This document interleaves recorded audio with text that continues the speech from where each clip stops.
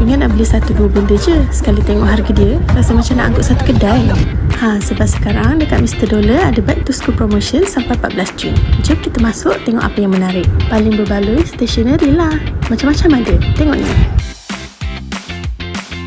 Yang capybara ni semua comel-comel. Pen cute-cute pun ada. Dah mula penuh troli kita ni. Bukan tu je, kasut sekolah dan beg sekolah pun ada promo. Ada notebook, ada pencil bag dan macam-macam lagi.